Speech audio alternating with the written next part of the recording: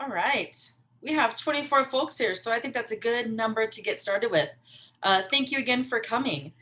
Um, I'm Christie Goldsmith, Assistant Director of the Campus Writing Program. I want to thank you all for joining us for this mini workshop on Voicethread.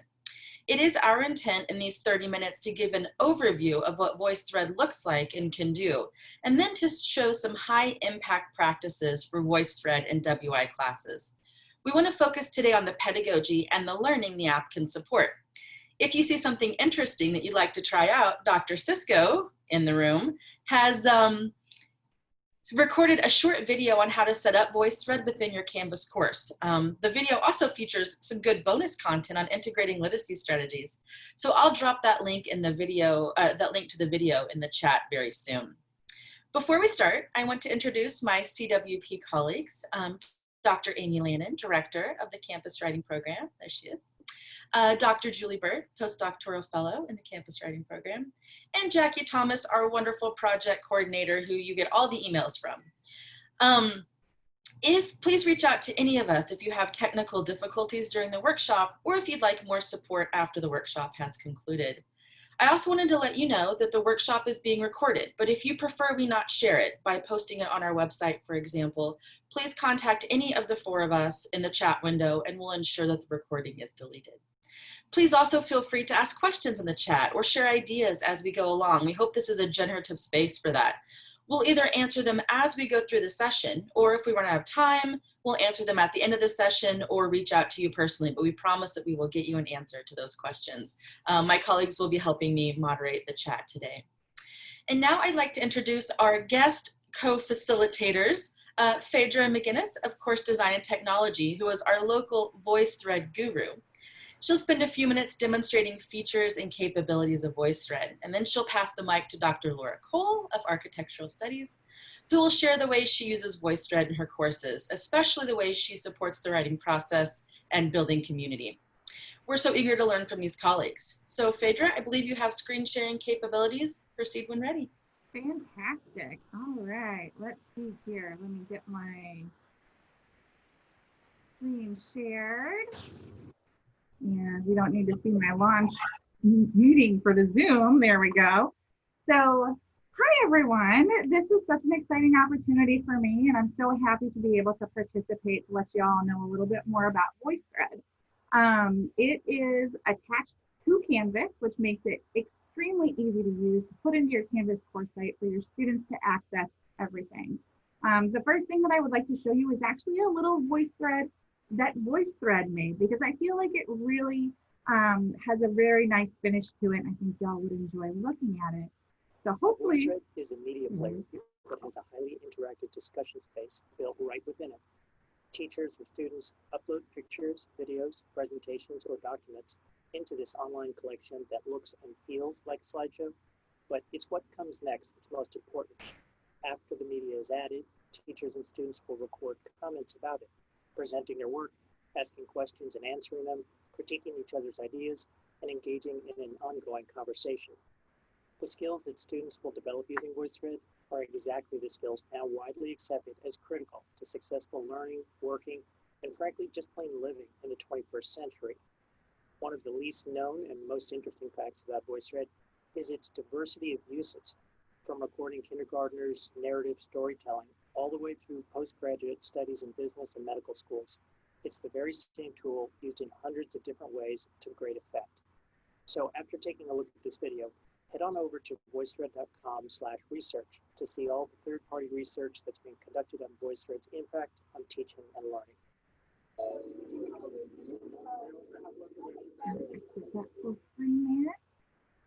Now, what I think is really exciting about Voicethread, just like you said, is the multitude of different uses that you can put into your course with it. All the different departments and ways that you can facilitate learning. What I like to call Voicethread is a discussion around a piece of media. You start with something, and it could be an image, a PowerPoint, a Word document, a PDF, and you display that information for your students, or they display it to you, and you can talk about it, like actually talk about it. You don't have to just type something. You can have a discussion using audio and video and all those wonderful things that really connect people to each other. There are a few different ways that you can add Voicethread to your Canvas course site, and a mixture of those ways can facilitate students with creating presentations and sharing them with their instructors and with their classmates, or instructors sharing information with their students and having them ask questions about it. The first one of those ways is the course view. When the students or the instructor clicks on a course view in a Canvas course site, that will show all the Voicethreads that have been shared with that course. So everybody gets the same view. Everybody gets to see the same set of Voicethreads. Now see, I actually went to my office so I would have better internet, and it's still lagging, so I'm sorry. So the course view, there we go, is showing all the different Voicethreads. So when students are sharing presentations with an instructor, or an instructor is sharing presentations with their students, you can all see the same group of Voicethreads here. The next way that you can add Voicethread to your course site is the VT Home. This is a very key link for creating Voicethreads, for seeing all the Voicethreads that you yourself have worked on as an instructor or as a student. That's the really cool thing about Voicethread, is it's the same for students and for instructors. So that when you're trying to instruct your students on how to do something, you're giving them the same instructions that you have yourself learned. So it's very convenient for that discourse between instructors and students when you're trying to work on something together. So the VT Home is a user's own personal Voicethread area. So mine is different from Christie's, is different from Laura's, etc. We will see the Voicethreads that we have created and that have been shared with us. Now mine is a little crazy because I'm an admin and I have access to tons of stuff. But when it eventually loads, oh, why? Oh my word. Okay, there we go. Now,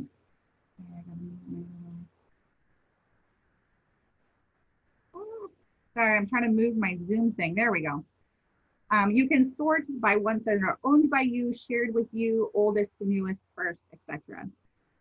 in your VT Home area.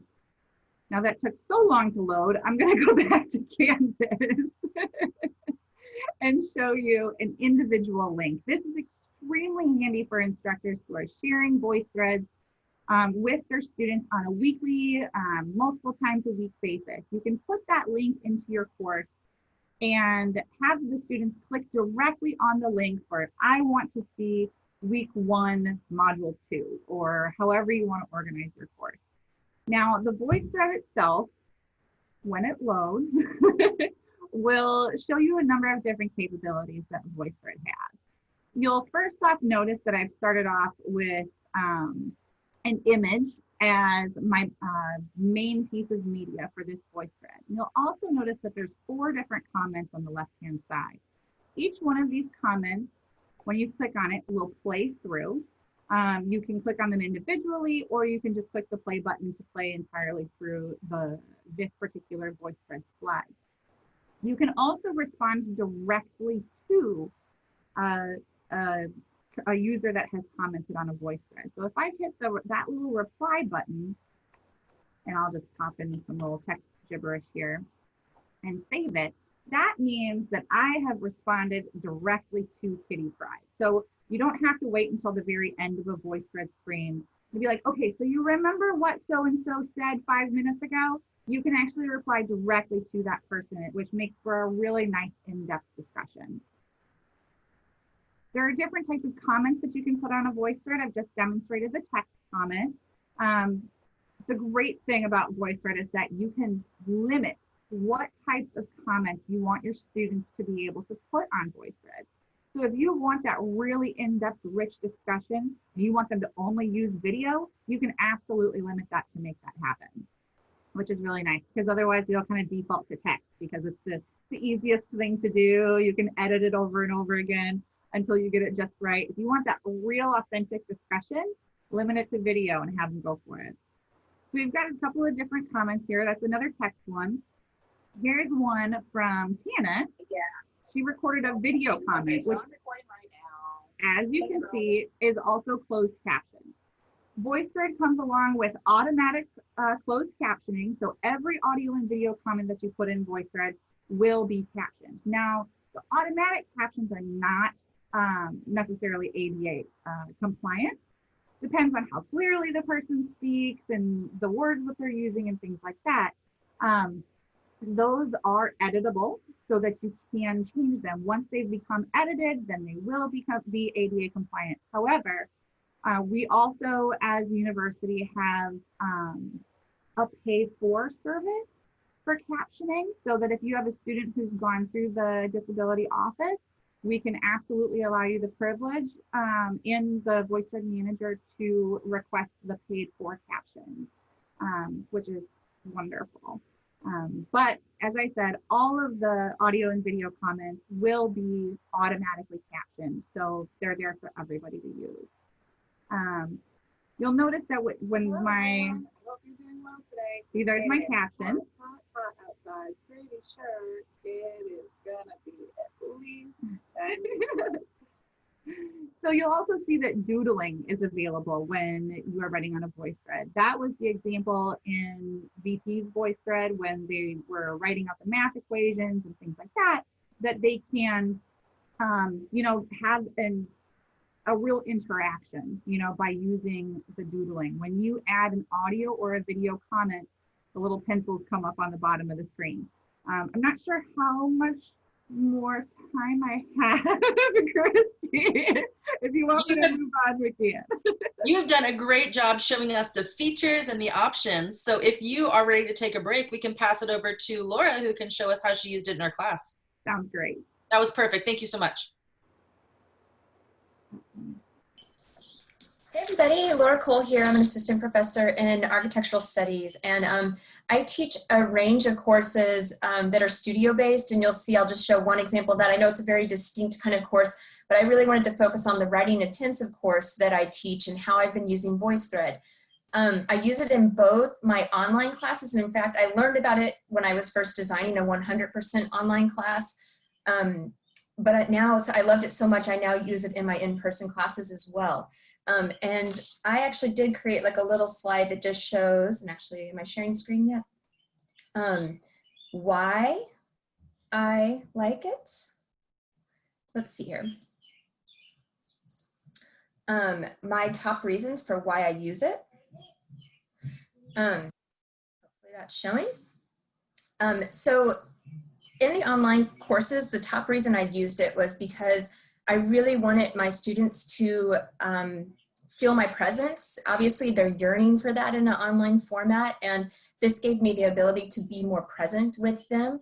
It's also, especially related to our discipline, it's really great for highly visual information. So if you're teaching courses that have graphs, charts, photography, in our case, it's design work, and all those other things, it's wonderful for getting those really visual presentations into the interface.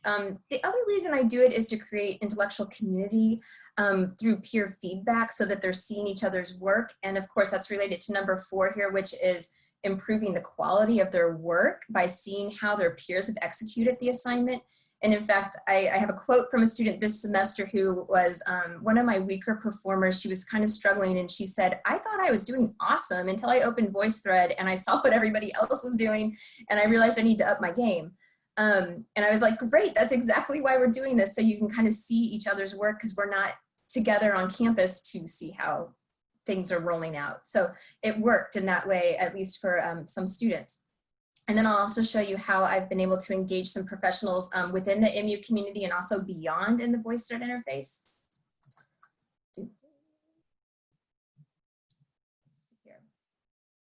I think my screen sharing, let's see what I'd really like is to get to here.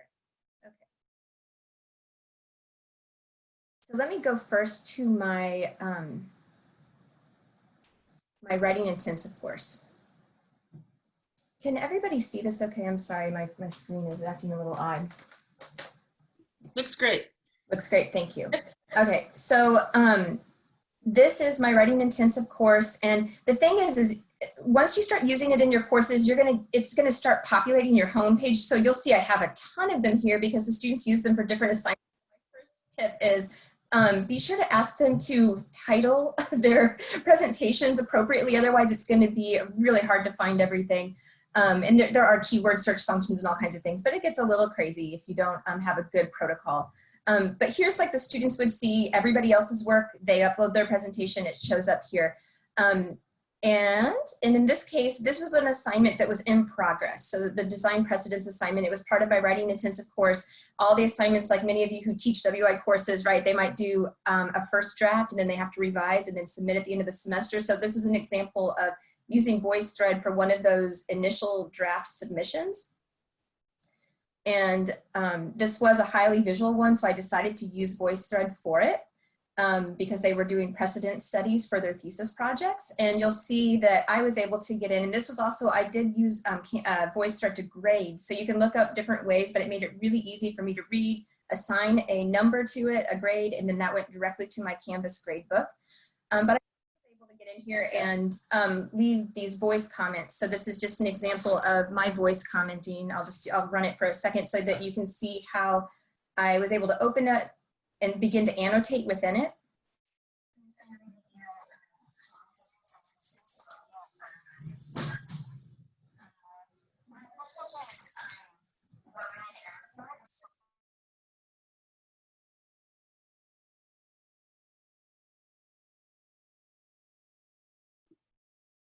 Laura, I think we lost you. You're a little bit frozen. I'm gonna give her a second to see if she can get her internet to rebound here. There's only so many things we can do with the internet. While she's trying to rebound, I will say that I loved her comment on titling because we often forget that titles are a genre feature, right? So not only should we teach students how to title things so we can find them in our mass of Voicethread, but also because different titles appear differently based on the genre and the audience. I think a lot about our colleagues in StratCom. I think there's one of them here that thinks about how to use titles differently based on the format that they're going to be presenting their information in, right? Whether it's on Twitter versus in a newspaper versus somewhere else. So I like this titling as doing sort of two jobs, right? Making it so you can keep track of what you're doing and also making it so that students understand the really importance of a title. I'm gonna pause and see, did we get Laura back?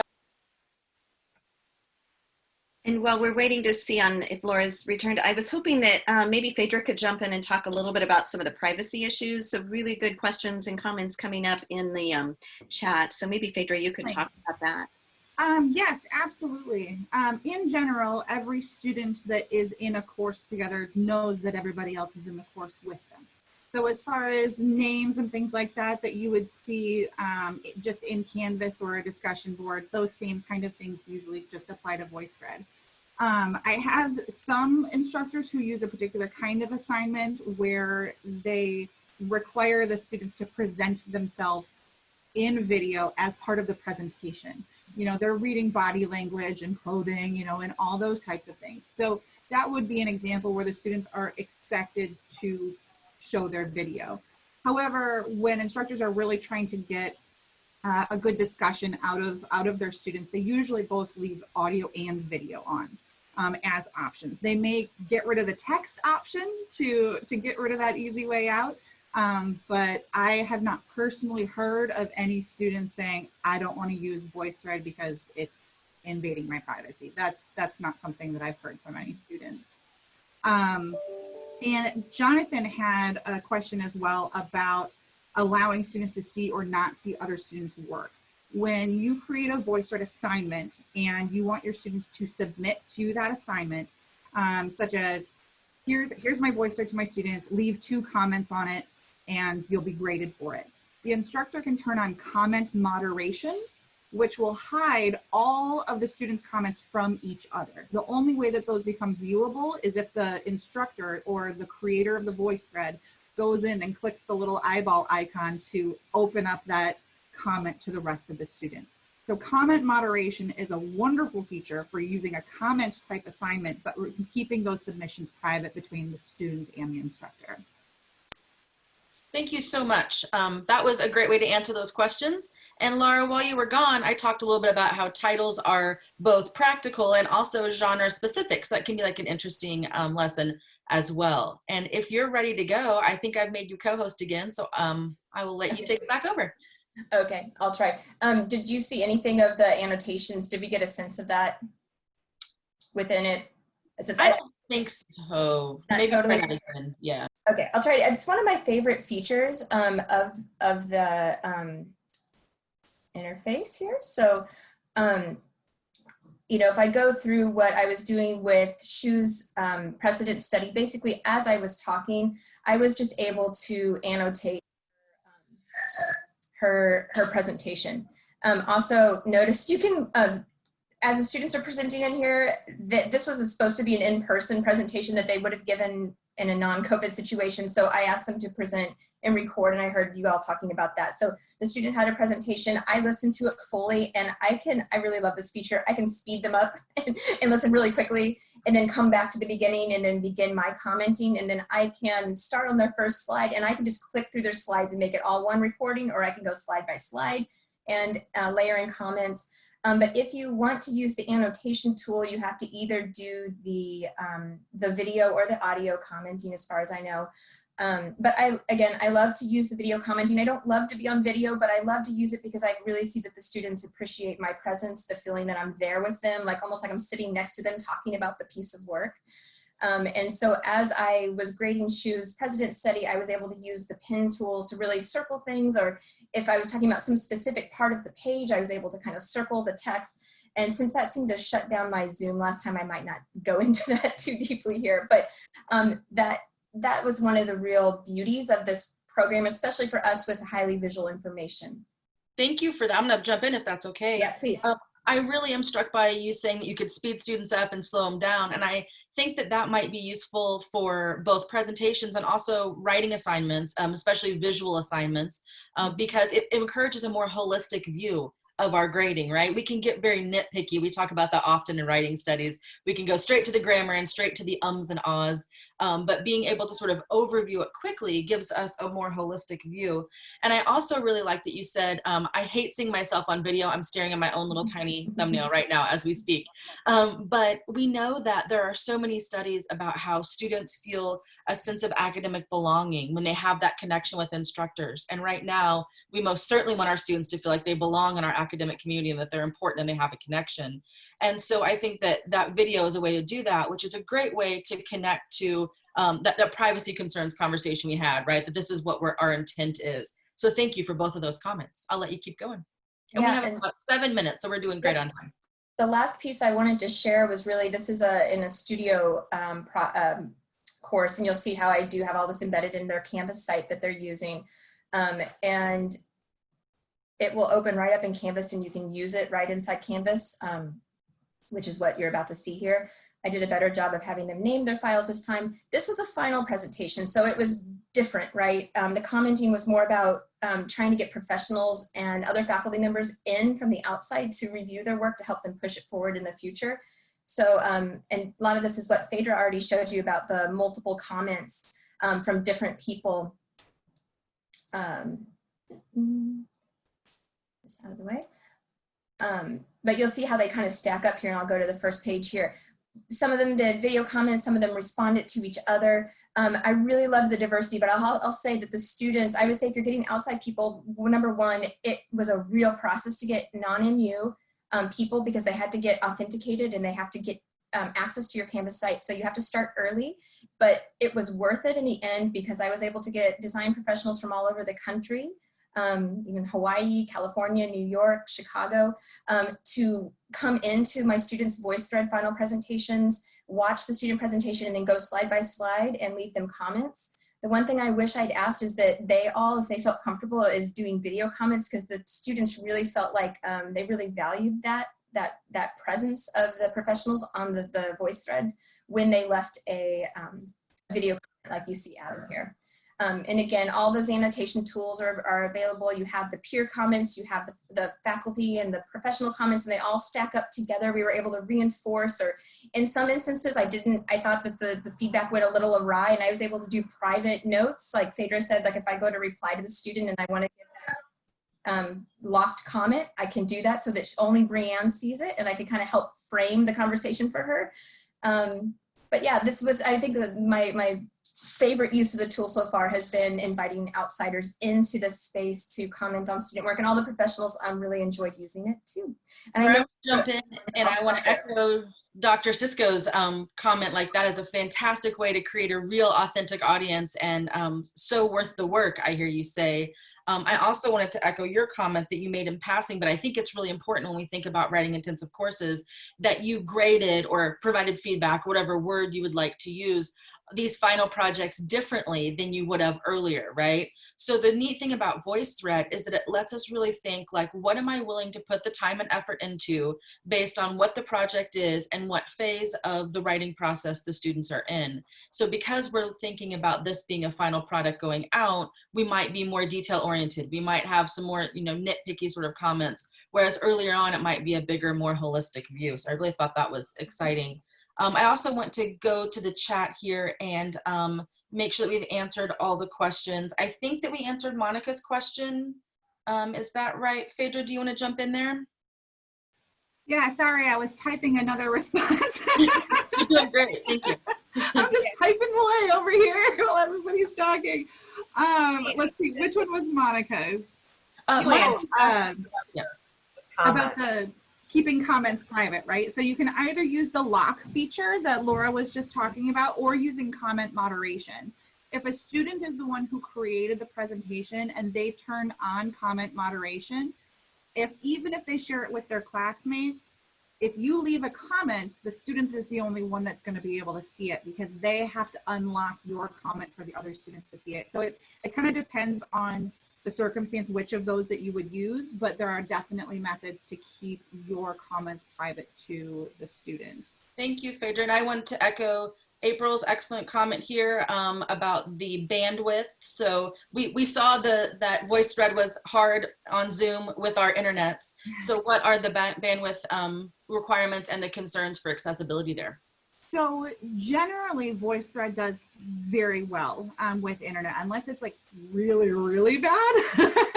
I did speak to one instructor right after everybody went online, and she was not able to record an audio comment because she lives out in the boonies with absolutely horrific internet. So what we did is that she basically phoned in her comments. That was the type of comment that I didn't get to earlier, when you hit the little plus sign and there's a little telephone that shows up. So what happens when you click that little telephone is that you enter your cell phone number, for example, and it will call you, and you can leave a voicemail, what it amounts to on the Voicethread. So if you have terrible internet and you still need to leave comments on a Voicethread, you can do that by using the phone it in feature. Thank you. And then I see a couple other comments here that I'll let you read in the chat yourself about Laura's bandwidth experience, and Anne's as well. And I also would like to open it up in our last 1 minute for Laura to make a final comment about what is so impactful about Voicethread for her WI course, if she would like to. And then we can hang around. I've got the next half hour open, so we're happy to hang around. But if you need to go, we want to value your time as well. I can definitely answer questions afterwards as well, too. Yeah, no, I think it's the instructor presence. It's the being there with them when you're not able to be in a classroom with them. It was my top reason. And then, as Phaedra was talking about, so many other ways to use the tool beyond that, but that's my top reason. So. I just have one quick question. Is a presentation like that you did, how does that qualify as writing intensive? Yeah, I actually, most of my writing intensive we did through Canvas. The one highly visual one is the one I used Voicethread for, because they were doing precedent studies. They didn't write enough though. So that was one of the big pieces of feedback I gave them. You're copy pasting too much, you're not writing enough. So it was a WI, but it didn't look WIE because of that. Yeah. Laura can I jump in and argue with you about that? So we're really thinking about writing in our modern multimedia world, especially our online world, as being multifaceted, right? So we can think about writing as being a mathematic proof, or writing as being a podcast, or writing as being image heavy, because we know that these visuals and even these nonverbals can produce a lot of things that writing can produce as well. So we've been thinking in our WI courses about how to quantify writing that's not physical words on a page. For example, one of our music instructors has one of his writing intensive assignments is producing music. And so he asked his students to produce a page of music, which equates to like 4 pages of narrative writing, because that's a lot of work and a lot of things to do. And then he has them follow up with some actual language, right? So some reflective writing, some analytical writing. So what I see Laura doing here is really teaching her students how to interact with different types of writing, that we would like to call it that, right? So images, short captions, longer narrative pieces, and sort of balancing those for her specific audience and discipline.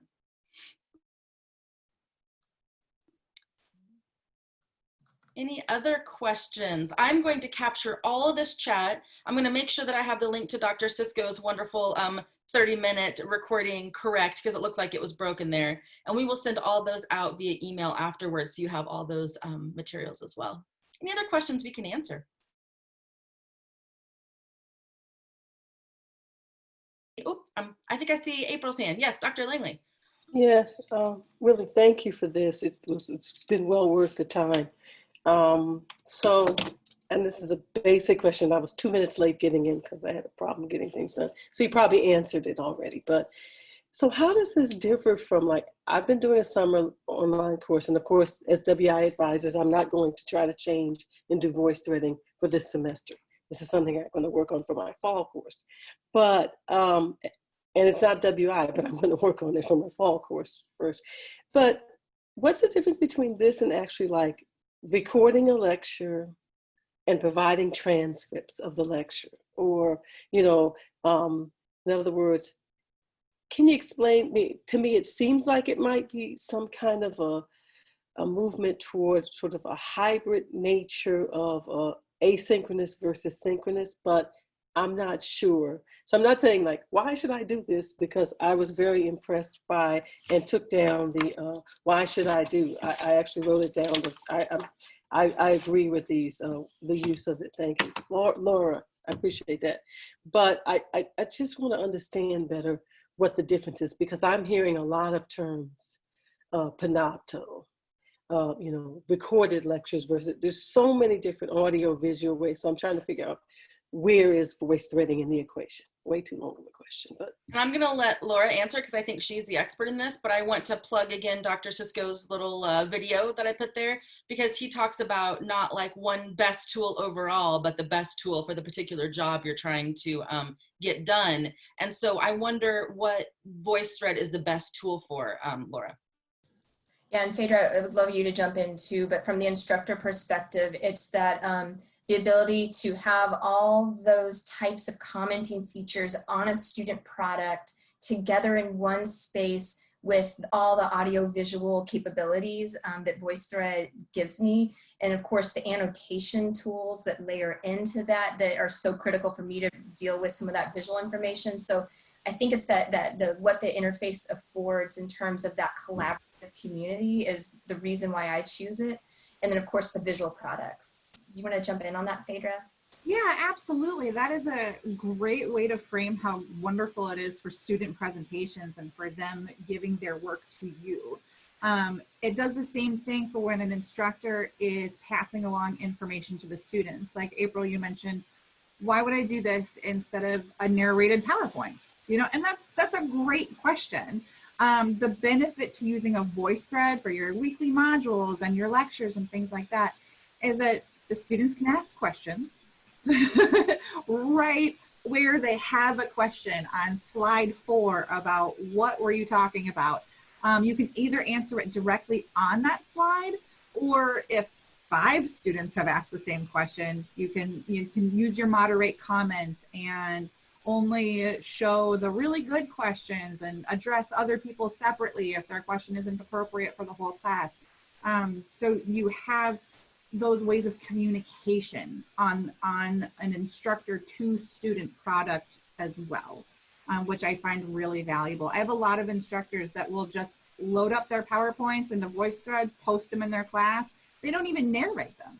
They're just, this is what I'm going to use to post my PowerPoints in my class to give students the opportunity to ask questions where they need to ask a question.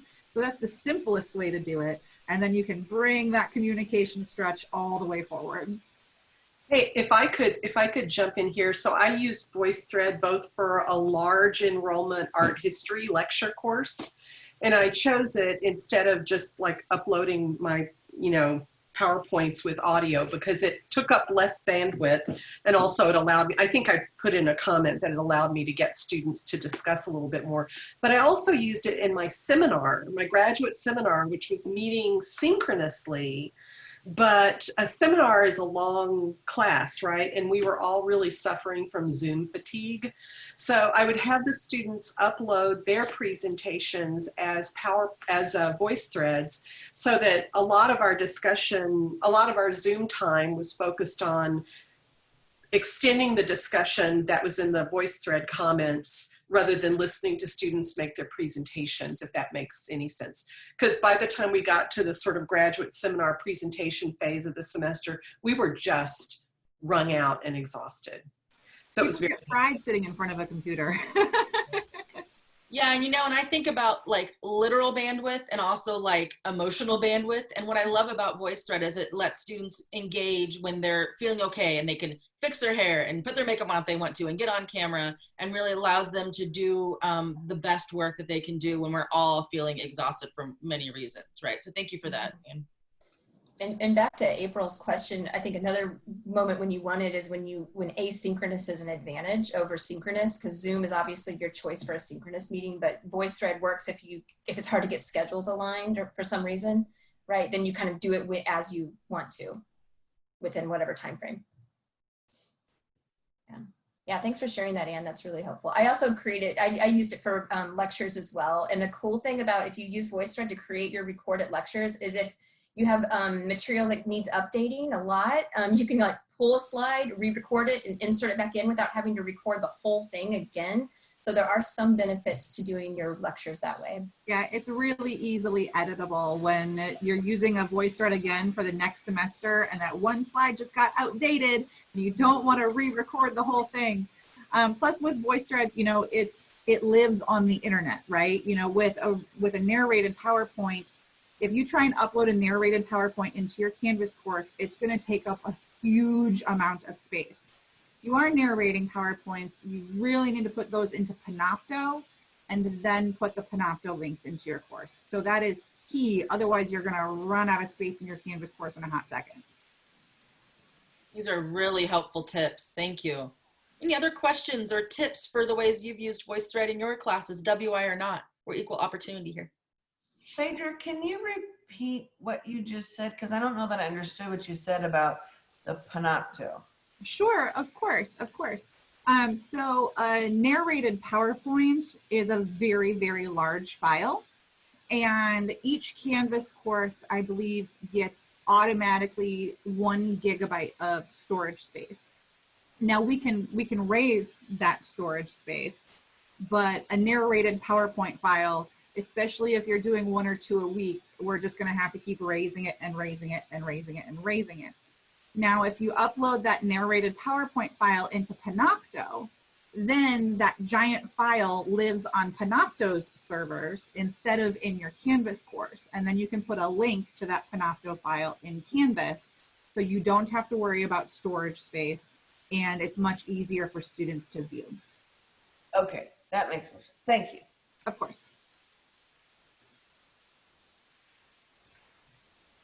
Anyone else? Questions or ideas? I've given our 2 presenters the okay to go away if they need to get to other meetings. We really appreciate their time, and it was so helpful learning about ways you actually use this and sort of troubleshooting some questions that we might have. Anyone else?